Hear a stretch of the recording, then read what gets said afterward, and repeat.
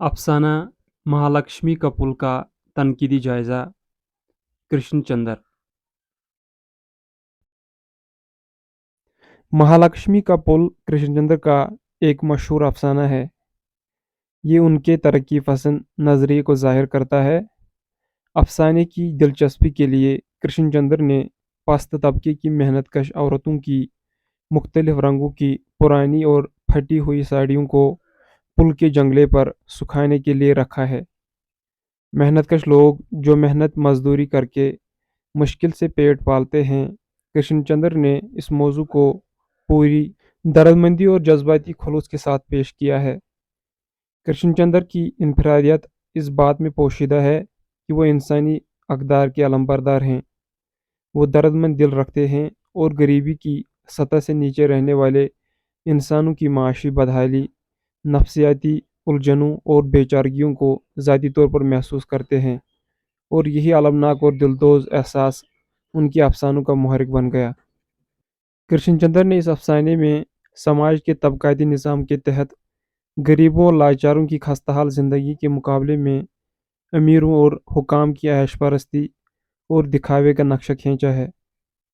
शहजाद मंजर इस अफसाने के बारे में लिखते हैं, समाजी हकीकत निगारी के ज़ेर असर उन्होंने जो अफसाने लिखे हैं, उनमें कालो बंगी और महालक्ष्मी का पुल सबसे ज़्यादा मशहूर हैं। आखिरी ज़िक्र अफसाने में उन्होंने महालक्ष्मी का पुल को अलामत बनाकर अपने कारिन से सवाल किया है कि सरमाया और मेहनत की कशमकश में वो किस जानिब हैं, महालक्ष्मी पुल की इस जानिब या उस जानिब। महालक्ष्मी का पुल अफसाने में सबसे पहले महालक्ष्मी का पुल नज़र आता है। पुल के ऊपर बाईं तरफ लोहे के जंगले पर 6 साड़ियाँ लहराती नज़र आती हैं, जो सूखने के लिए रखी जाती है। इन साड़ियों के मुख्तलिफ रंग है: भूरा, गहरा भूरा, मटमेला नीला, किरमिजी भूरा, सुर्ख किनारा, गहरा नीला और लाल। अफसाना निगार, जो खुद वहाँ 8 नंबर की चाल में रहता है, और कहता है कि ये साड़ियाँ मुतवातर धोने से उनके रंगों की आबोताब मर चुकी है। ये सस्ती किस्म की साड़ियाँ हैं। ये कसरत इस्तेमाल से और रोज़ धोने से तार तार हो चुकी हैं। ये साड़ियाँ शांताबाई, जीवनाबाई, सावित्री, लड़िया, मंजोला और माई की हैं।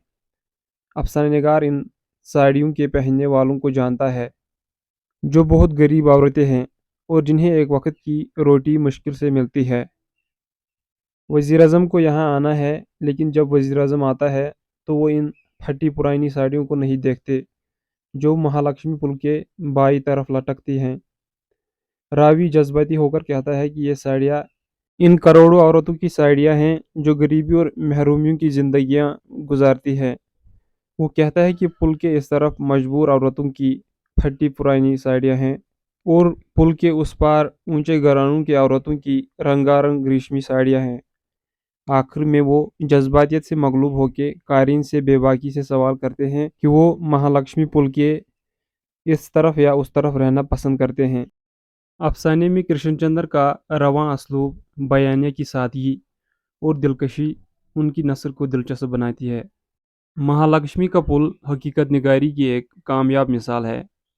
अजीमुशान सिद्दीकी इस अफसाने के बारे में लिखते हैं, महालक्ष्मी का पुल जहाँ अमीक मुशाहिदे, तकनीकी नुदरत और जुज़ियात निगारी के फ़नकाराना शऊर का सबूत फराहम करता है, वो तलख समाजी हकीकतों को उभारने के लिए मुतज़ाद रंगों को इस्तेमाल करते हैं, जिसमें एक तरफ वज़ीर अज़म के इस्तकबाल की तैयारियां हैं, चमक दमक है, तो दूसरी तरफ ऐसे लोगों की बस्ती है जिन्हें अनथक मेहनत के बाद भी ज़िंदगी की बुनियादी ज़रूरतों की तकमील का सामान भी मैसर नहीं।